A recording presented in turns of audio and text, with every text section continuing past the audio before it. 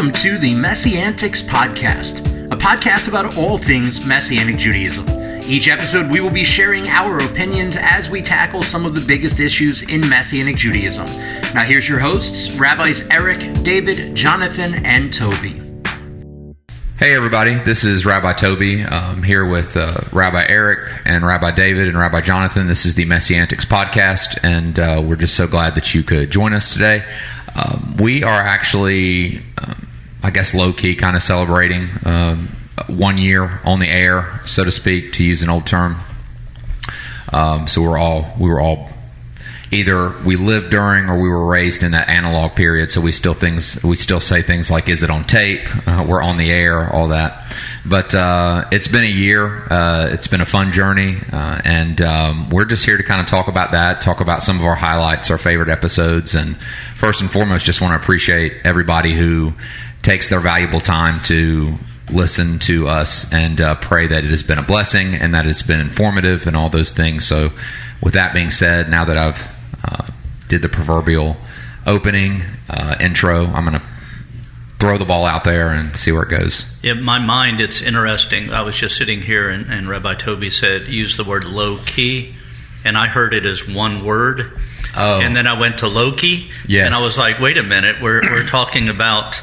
So anyhow, it's been fun having these, and the truth is, if you guys enjoy these episodes that we actually put out there, if you could sit in the room with us as we're talking before the episode or after the episode, it's probably more entertaining and enlightening than the actual episodes are, as we discuss our families, our congregations, the ups and downs of life in Messianic Judaism and all that. The nonsense, and the really positive things. We've had so many real blessings that have happened over the last year that we got to share as we were just chatting with each other. And the truth is, there's weeks where we can't get together because of things in life that keep us from doing it, so we end up taping 2 at a time, and then we extend out.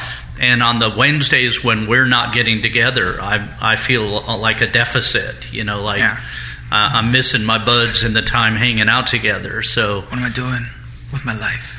Yeah, so it's been a blessing to us. I think that like my favorite part of doing the podcast is not the podcast. It's the fellowship, the time we talk, and those things. And it would probably be something that in the future, Rabbi Jonathan just moved my mic further away from my mouth. Well, it was like on the cusp of about to fall off the table here. So, okay. But it's just enjoyable to be in a room and talking with fellow believers who have a heart to see the Messianic movement grow, prosper, be healthy. And the conversations we have about that. And I do want to make it clear, the 4 of us in this room are not the only ones in Messianic Judaism that want to see those things happen, but we do end up having a lot of conversations about those things. Yeah, and it's not by any means, and we've had some episodes where we definitely kind of were punching below the belt as we were dealing with some things that we see in the greater movement that are that maybe need to change for the movement to be healthy and have longevity and so on. Because what a lot of people don't realize is what we call the modern Messianic Jewish movement is about 50 years old, 50, 60 years old. I mean, we can trace the Hebrew Christian movement back even farther than that, and what becomes the foundations of Messianic Judaism today back to the early 1800s and maybe even a little before that. But what we know as Messianic Judaism today is about 50 years old, 60s on the max in. And so we've, Rabbi Eric's been here since, its inception. And, but close. Not the original inception with the apostles, but no, we've got, realistically, Rabbi Toby and I are very similar in age. Rabbi Jonathan's a little younger than we are. And then Rabbi Eric's been around for a while. I mean, he's been part of the Messianic Jewish movement, my whole life, or almost my whole life, and we've seen a lot, and we've gone through a lot, and we've learned a lot, but we don't pretend to have all the answers, and I think we've said this before, we don't pretend to have all the answers, but we enjoy the discussion of trying to get there. And we do have most of the questions. Yes.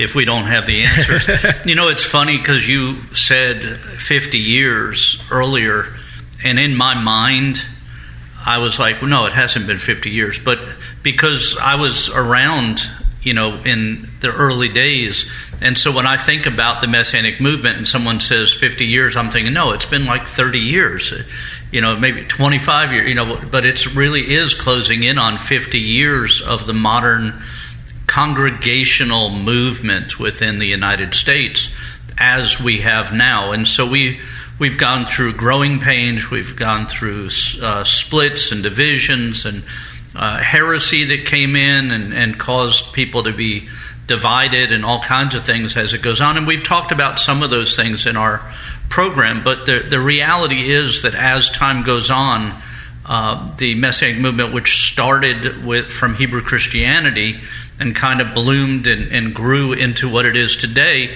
is stronger than it ever has been, is having an impact worldwide, right. Not just in the United States and Israel, but around the world. We're seeing thousands in Africa and India and Indonesia and Europe and Australia and Central and South America by the hundreds of thousands of people coming into a Messianic Jewish expression during this time. So it's been exciting to watch. Right. But with this snowball of growth that we've experienced, there have been, bumps in the road.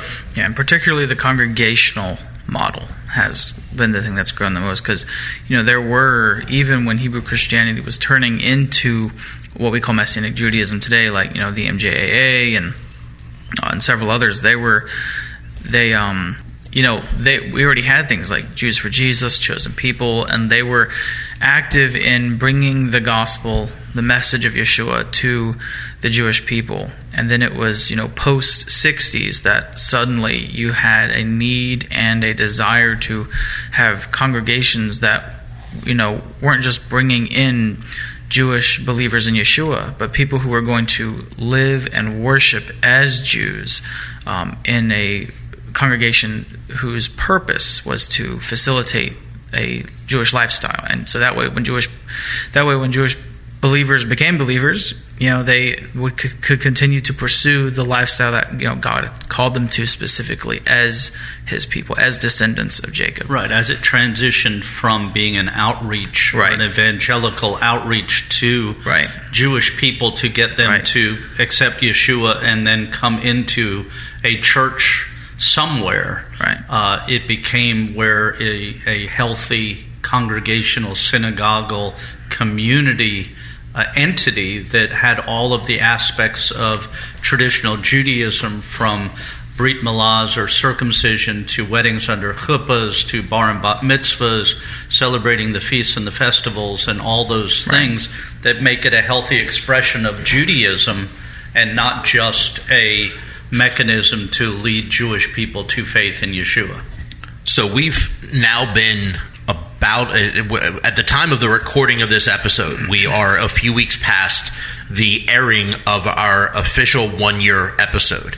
Now, we didn't make a big deal about it, like Rabbi Toby said in the intro. We're kind of low-key doing this. It wasn't we didn't make a big thing about it. And part of that was because we knew it was coming, but at the same time, we kind of forgot that it was coming, because this is all happening right as we're all getting ready in our congregations for the High Holy Days and so on. And it's just a lot on the plate. And honestly, it's kind of interesting because we started recording the first episode of MessianTics podcast right in the height of our Congregation Mein Chaim, going through a really difficult time.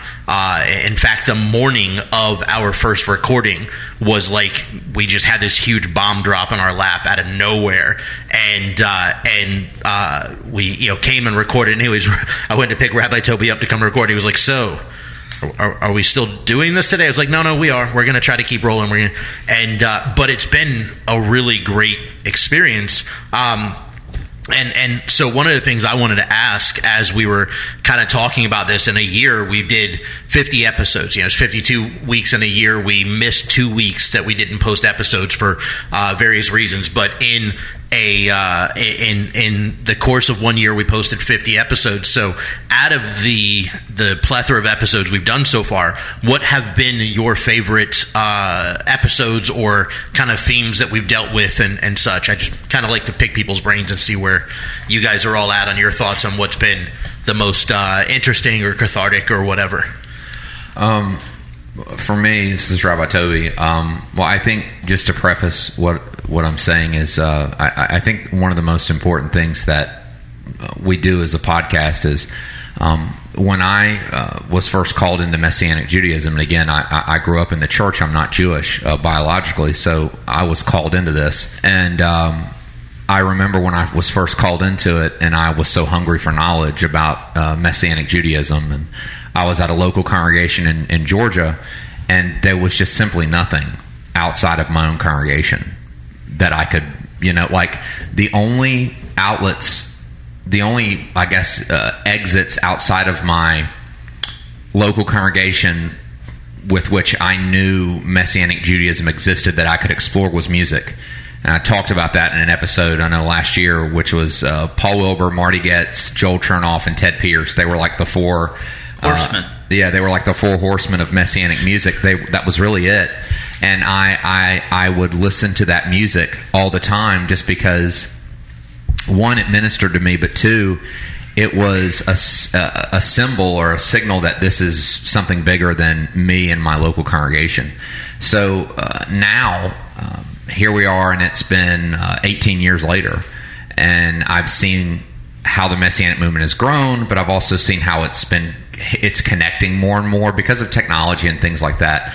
And I would have loved to have had something like this to listen to, as not only being new to Messianic Judaism, but being a non-Jew called into Messianic Judaism. Right. And I remember just a couple years in, talking to a Jewish friend and saying, and I wasn't saying I wanted to be a rabbi, but I was saying, what if I wanted to be a rabbi? What if I was, I knew I was called into worship ministry at the time. This was 2007. I was only a couple years in. It's like, what if I want to serve in a pastoral type ministry? Would I be a rabbi? Would this, that, and the other? And these are questions that I had that I really couldn't get. You're not going to get the same answer from everybody, especially in the Messianic movement, if you ask a question like that, because some will be like, yeah, sure, and some will be like, well, and that leads to what I love that I think we touch on.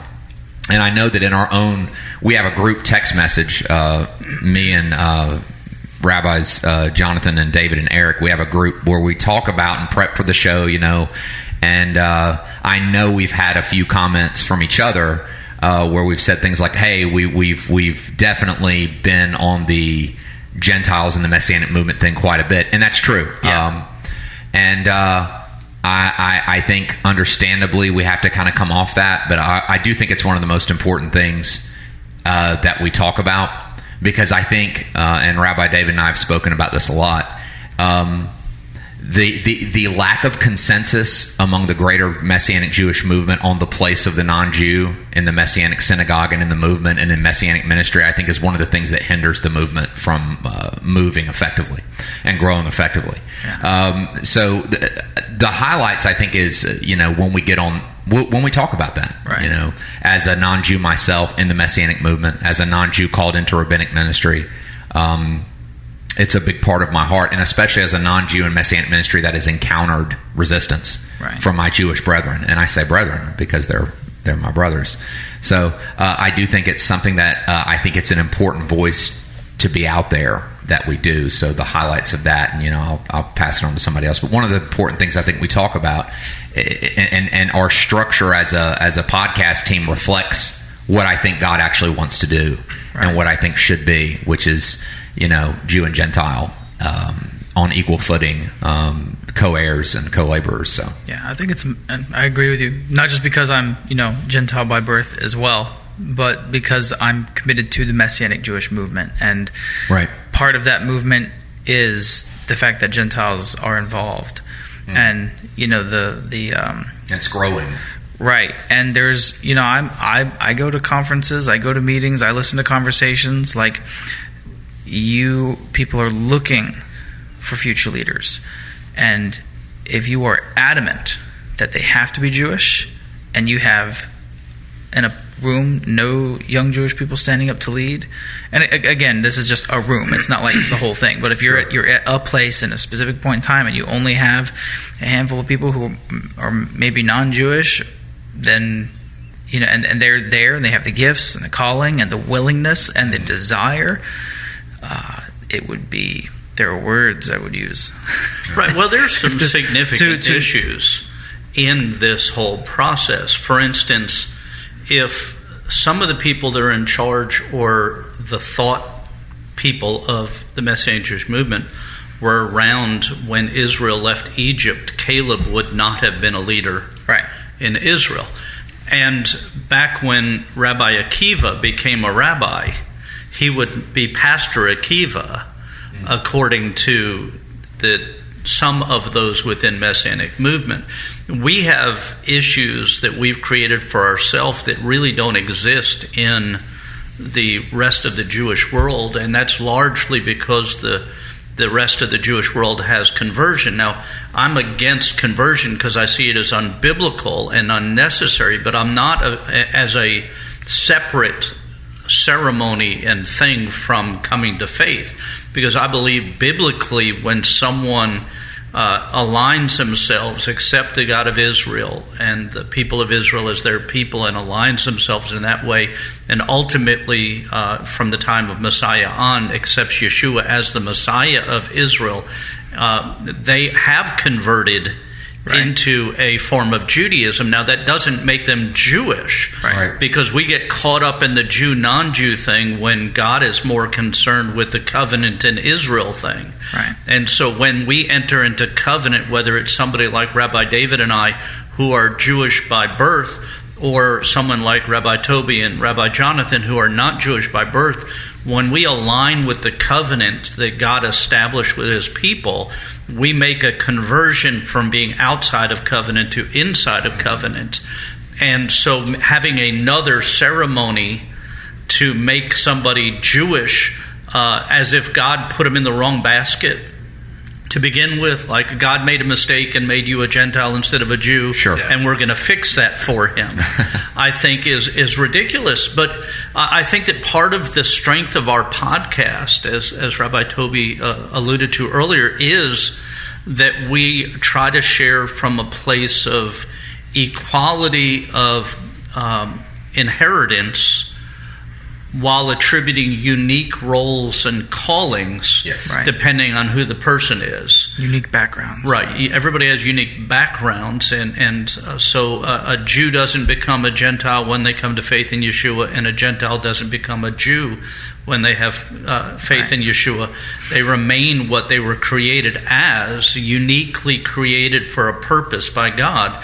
But our hearts convert to be in covenant with God, whereby our connection to God changes, not our genetics or our genealogy.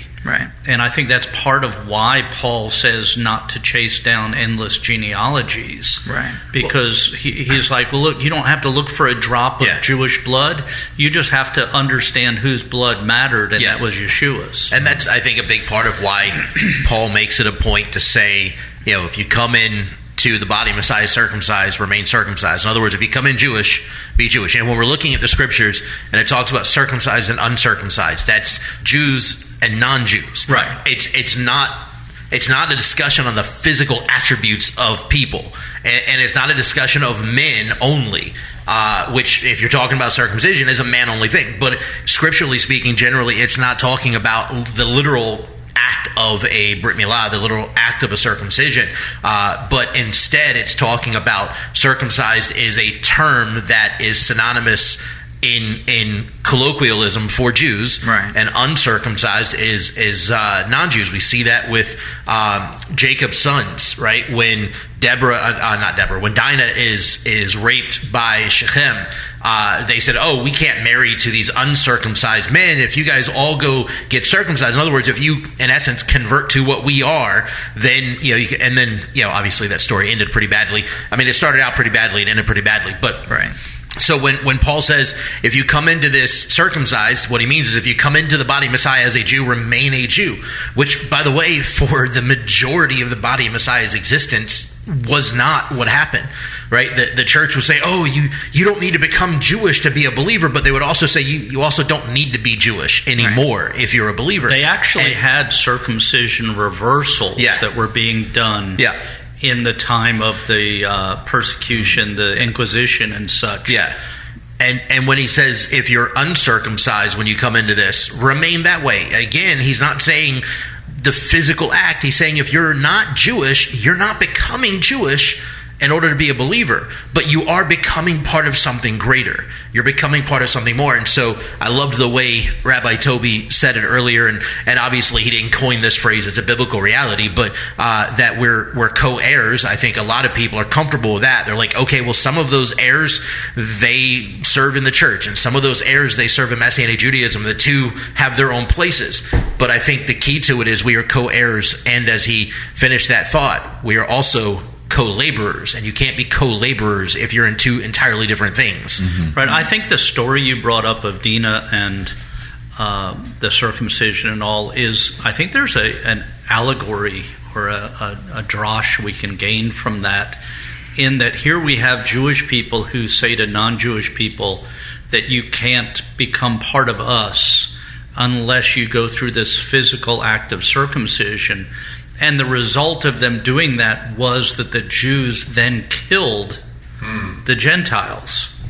And that happens within the Messianic movement. If we try to force Gentiles to become Jewish in order to be part of what God's doing, in essence, we kill the Gentiles within our movement, those non-Jewish people that God intended to be part of what we are.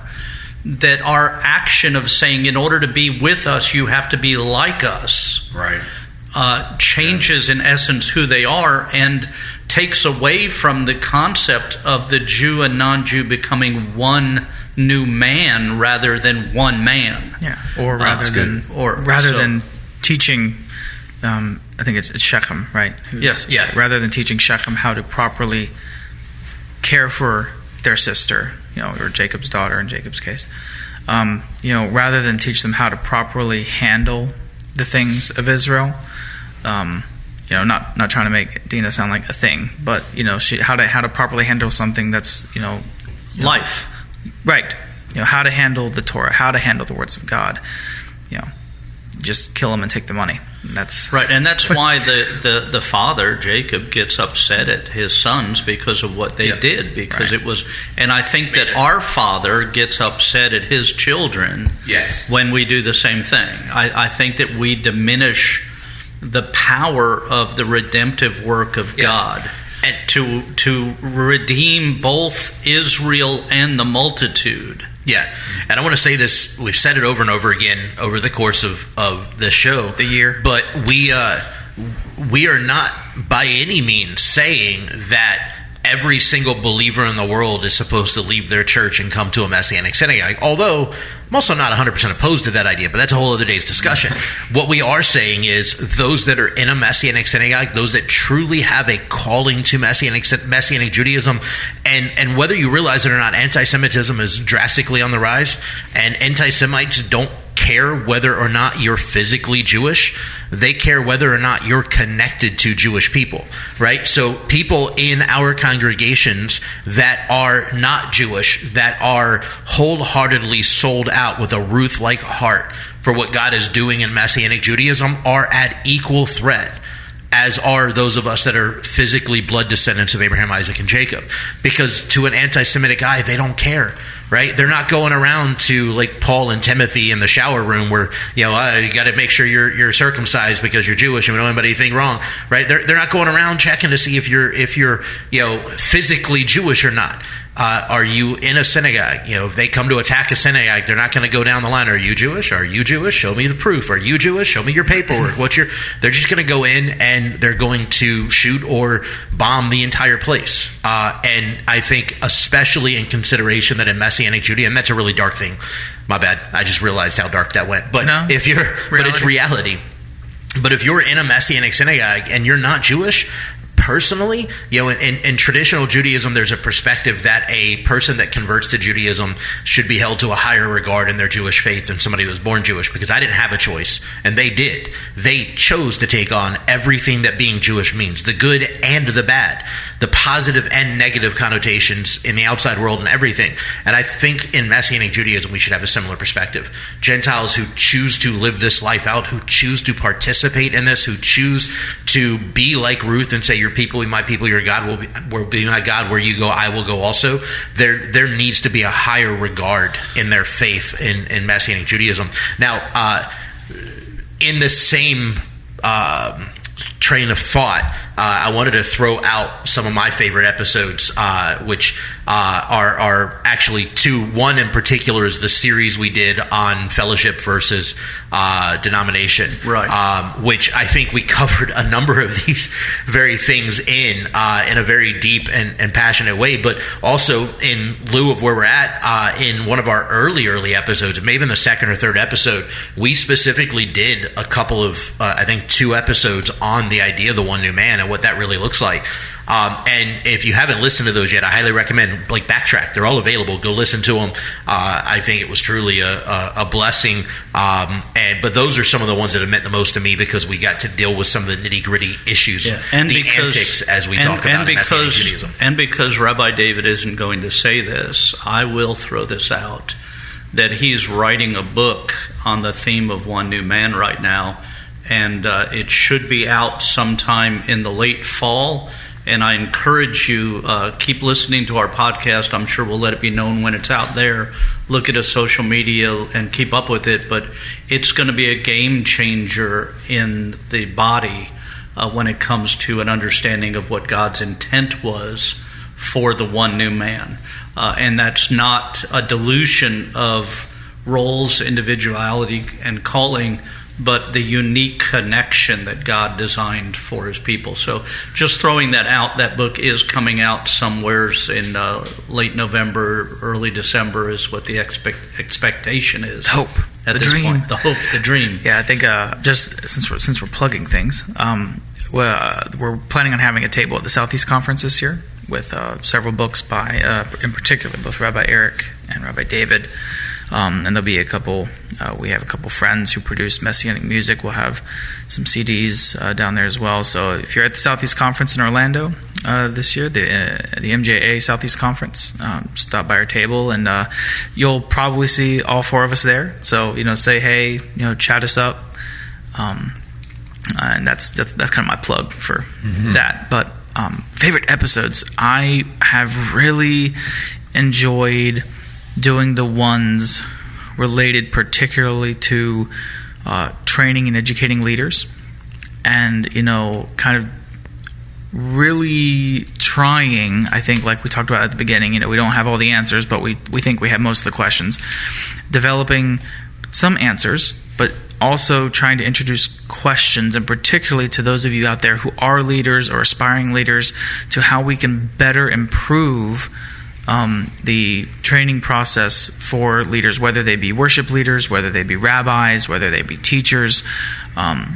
So that way, there is a solid future for the Messianic Jewish movement. Because, realistically, if you don't have good rabbis, good teachers that are trained and grounded in not just the study of Scripture, but in the traditions we purport, and in pastoral care, how to deal with and counsel and care with people, you won't. You can't last forever.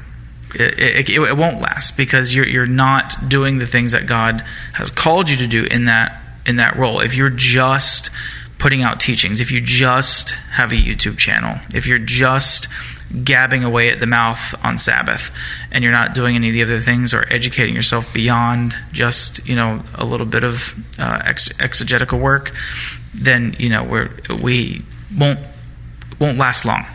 Yeah, I saw a meme today that said most congregations want preachers, not pastors. Right. That there's a difference between someone who just expounds the word and someone who holds them accountable for. Right. Yeah, and most people want a motivational speaker more than a teacher. Right. A teacher's going to teach you how to do something and then get you to give you homework. Right. A motivational speaker, you can take it or leave it, like or subscribe, whatever, and then move on. And the same is true for the body as a whole, because if you look at the statistics for the number one reason given why people are leaving their congregations, their church or whatever, the number one reason is, I just don't feel like I'm being fed there anymore.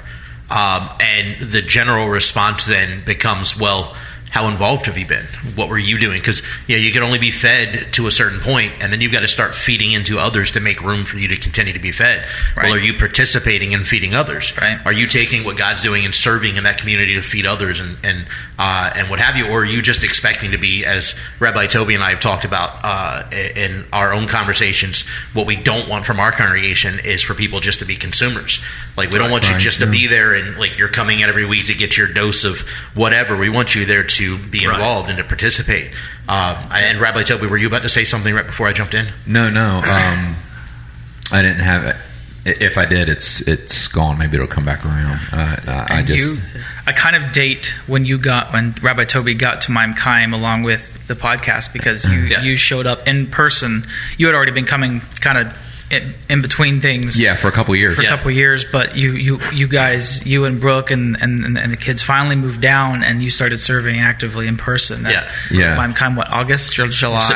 September. Yeah. Okay. Of last year. Yeah. They moved in July, and then in September is what we gave them. Yeah. We were very intentional. They had a rough last couple of years in the school system. Yes. And we said, look, we want you to move down. We want you to take the first month or two and just kind of, recuperate and heal, but also like make this your community, interact, build relationships, and so on. Right. And then we'll throw you into the fire. It's been good. It was kind of traumatic, actually. I don't want to get on that, but too much. But I still actually go through moments of like I get anxiety and I don't know why, and it's because I was so used to it as a school teacher. Right. And I have a special place in my heart for people that work in education, because it's for teachers it's incredibly stressful, stress-inducing. It's a constant state of high alert. And I did it for 15 years. So it's like that movie Shawshank Redemption, when the guys would get out of prison after decades, they wouldn't know how to operate in the real world. I'm still figuring out, honestly. I'm still to this day, and so is my wife, and she only did it 3 years. I did it 15. I'm still trying to figure out how to exist. The moments are less and less, but I'm still in that, like, trying to figure out how to live without the constant stress that I had. So yeah.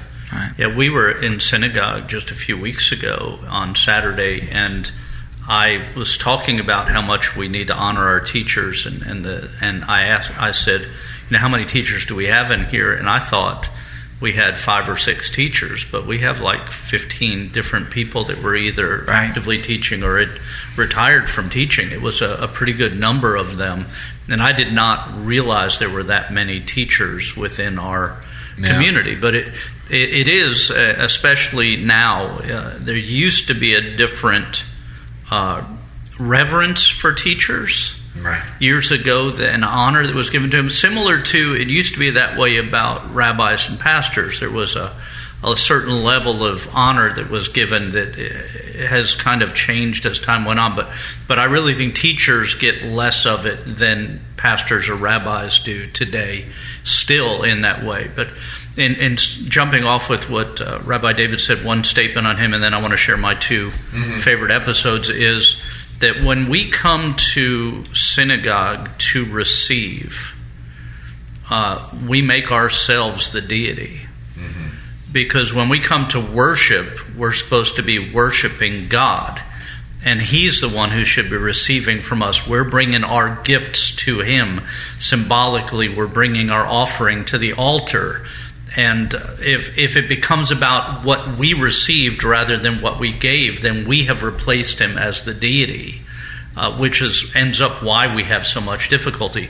But my 2 favorite episodes, one was a funny thing happened at the synagogue episode, where we talked about some of the humorous events and people that we interacted with over the years. Yeah. And the other one was one we did just recently that I really enjoyed, and that was the one that we did about the movies that touched us and brought about our... Which by the time you're listening to this episode may or may not have aired yet.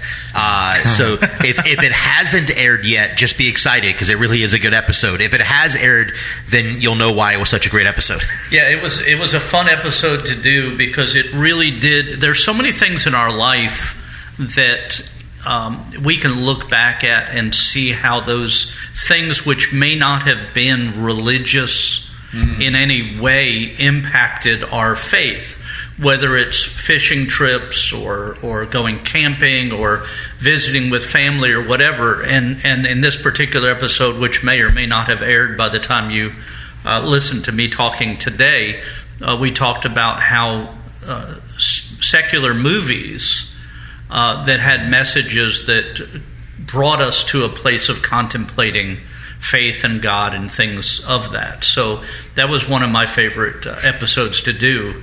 And I just, as Rabbi David was just saying, I didn't realize because we do these ahead sometimes that may not have aired yet. But that was one of. But those two were some of my favorites. One, because they're just fun to talk about. Yes. Sometimes it's fun to talk about things that aren't as life-changing, so to speak, and heavy as theology and stuff. Right. And those two episodes really were something fun to talk about. Different, unique experiences when people come to visit synagogue, and those. And one that I didn't share, which I'm not going to name the names of the people, but you mentioned the conference in Orlando. Yeah. We were at the conference in Orlando one time, and one of the well-known musicians happened to be in a restaurant, and some friends had gone up and said, "Hey, can you take a picture?"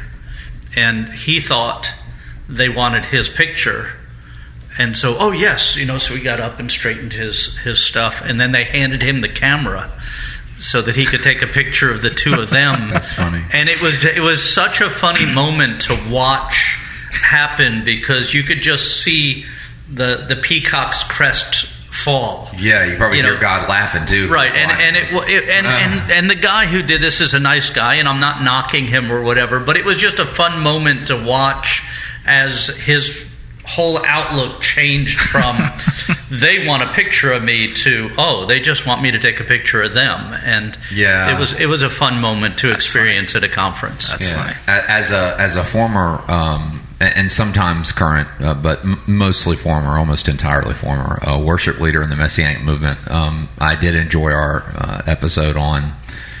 I think we called it the tambourine episode. Yes. But essentially, the tambourine episode essentially comprises how. I know we told funny stories, but I'm trying to think. We also did talk about how we managed or responded to really boisterous, delinquent behavior. Well, yeah, disruptive. Even if it's even if the intentions behind it are good, Right. It's I did enjoy that, and it was a little cathartic for me because it was a chance for me to finally say vent. Well, yeah, it was a chance for me to finally say, hey, listen. I said this a few weeks ago in a message. I said the most misunderstood word in the gospel is freedom. It is the most misunderstood and misused word. Law and freedom. Right. All things are lawful, but all things are expedient. Right. So it's like this belief, and I think the message of that episode was saying, listen, of course we're free in Messiah, free from sin, right. free from condemnation, right. not free to come in to an orderly service. Right. And they hear these newsboy songs that say, I'm free to dance, which, yeah, you are, but you can't. In the dance circle over there. Right. Yeah, it's funny in the application for rabbinic ordination, it one of the questions is, what is the place of Davidic dance in the right. Messianic synagogue? And my answer was up front to the right. Mm-hmm. It's but it was a cathartic experience to be able to say, hey, listen, it is not acceptable to disrupt. Right. It is not acceptable to bang your tambourine. Mm-hmm.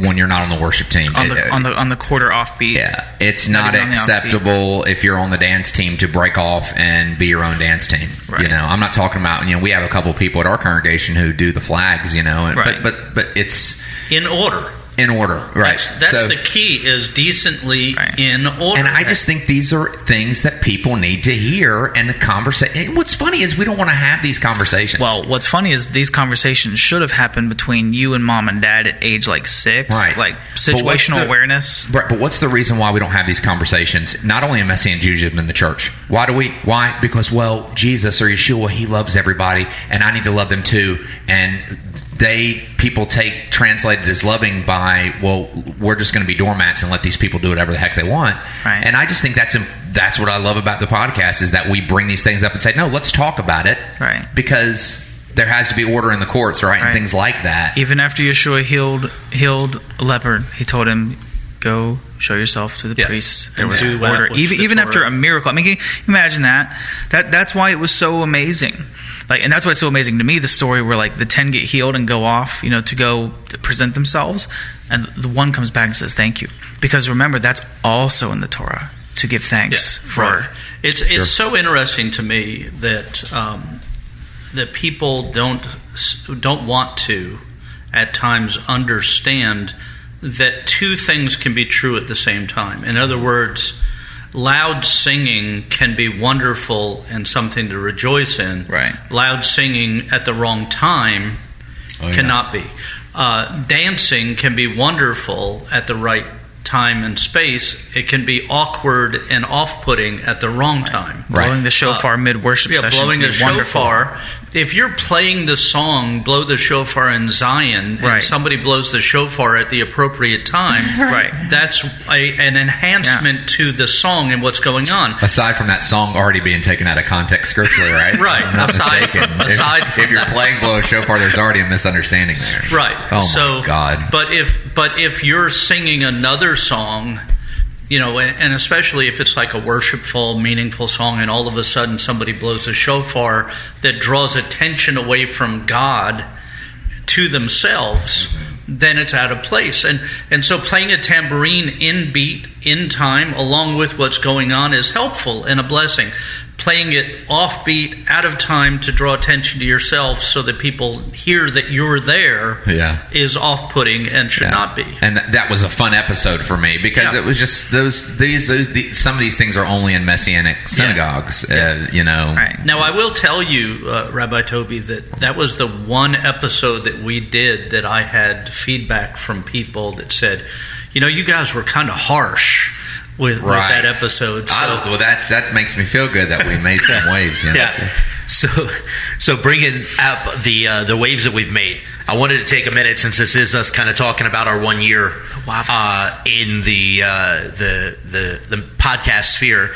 I wanted to read off the top 10 episodes as per Spotify's rankings by listeners and YouTube's rankings by views. So on Spotify, the top 10 episodes are episode number 1, which was from September 9th of 2022. That was our introduction episode, where we kind of gave our own backgrounds and such. Second was September 16th, part 1 of the One New Man conversation. Then the third most was part 2 of the One New Man conversation. The next was Grace versus Law from October 21st. December 2nd, What About the Shabbat? And I don't have the date on this one. I'm not sure how I missed that. But is Messianic Judaism the root of the body of Messiah? The next episode was from October 14th, the Healthy Messianic Judaism. November 11th, What's All the Fuss About Torah? September 30th, Does Kol Nidre have a place in the modern Messianic Jewish movement? And then from February 10th of this year, Yeshua, Paul, and How We Relate to Torah. Those were the top 10 listened to episodes on Spotify. And then on YouTube, the top 10 by no surprise at all, and we got a lot of extra views on this one because there was at least a small series of responses by somebody on YouTube to this particular episode. But the top episode, the first one most viewed on YouTube was our episode on pronomian Christianity, which was episode 16. The next was Grace versus Law, episode 7. Then episode 1, our introduction. Episode 2, the next one was episode 2, One New Man, part 1. Then What Will Make the Future of Messianic Judaism Stronger, episode 9. The next was episode 10, What's All the Fuss About the Chosen? That one was fun one too. Yeah. Episode 3 was the next, which is One New Man, part 2. Then Healthy Messianic Judaism, which was episode 6. Kol Nidre, Is There a Place for Kol Nidre in Messianic Judaism or a Messianic Jewish Congregation, episode 4. And the 10th episode most listened to was Is Messianic Judaism the Root of the Body of Messiah, from which is episode 5. So those were our top 10 episodes over the course of the first year via Spotify and YouTube. I didn't go back to look at Apple and Google and all those, but those are our two biggest places that people are listening to and finding us. So those were some of the ones that really hit the pronomian Christianity. I actually thought the pronomian Christianity conversation was going to be top 1 across the board. I was kind of surprised that it wasn't anywhere on that top 10 list in Spotify, but on YouTube it wasn't a surprise at all, because we got a lot of extra views on that one just because a certain pronomian leader did a couple of responses to that episode on YouTube, and I think there were a lot of people that were like, let's go see what he's talking about, and listen to our episode after listening to him. So hopefully they listen to it honestly and not filtering it through what he said, but that is what it is. Well, and even then, he's someone who really wouldn't want to be classified as a, quote, pronomian leader by his own mouth. So, but not by his response and reaction to that episode. Right. But aside from that, no hard feelings. Not to run down that trail of thought again at the moment. But so with that said, I do want to suggest, and we've done a few episodes that were specific responses to listener suggestions. So if you have suggestions for things you would like to hear us talk about, and again, our goal in this is to talk about the different antics or things, difficulties, etc. within Messianic Judaism, quirks within Messianic Judaism, but we're willing to touch on just about anything if it fits, if we can fit it within that realm of stuff. So if you have any suggestions for episodes that you haven't heard us cover yet and would like to hear our thoughts on, please comment or send us messages on social media or whatever it is. You can on Spotify, it allows you to post comments and stuff. On YouTube and our social media, you can post comments. You can send us messages on Instagram, Twitter, Facebook, what have you. And we'd love to hear your thoughts. We'd also love to hear your feedback. If you have something you'd like to tell us, that you loved or hated or both at the same time that we talked about, please feel free to let us know what your thoughts were.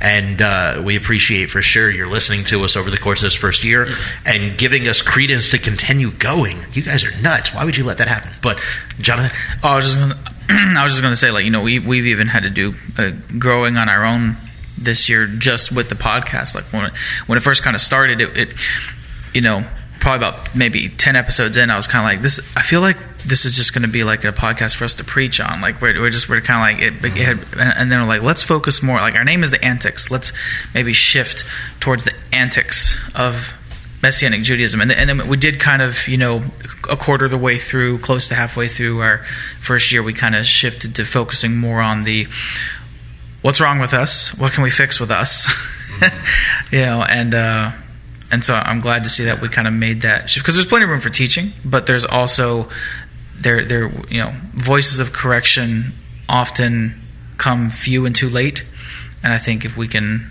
help be a part of the group that's asking the right questions and hoping to find the right answers, that we can help encourage Messianic Judaism to be what we believe it really truly can be. Right the ship when we're nowhere in the wrong area before it hits an iceberg. Yeah. Right. And I hope that as you listen to this particular episode and that you do comment, that you'll let us know which of the episodes that we've done since our inception was your favorite. Go ahead and comment in either social media or on one of the apps where you listen, and let us know which one was your favorite, so that we can do more episodes of those kind, so we know what you guys are looking for in what's going on. I just know this. I look forward to Wednesdays with you guys each week, and I hope that you listeners look forward to Fridays when we release our podcasts that we record on Wednesdays. So we're looking forward to joining you again next week. And again, please share this with others. If you have comments or thoughts, please reach out to us through any of the means that are out there. And come see us at the Southeast Conference. Thank you for listening to the MessianTics podcast. Make sure to subscribe so you can be notified every time we drop a new episode. And be sure to follow and interact with us on social media at MessianTics Podcast.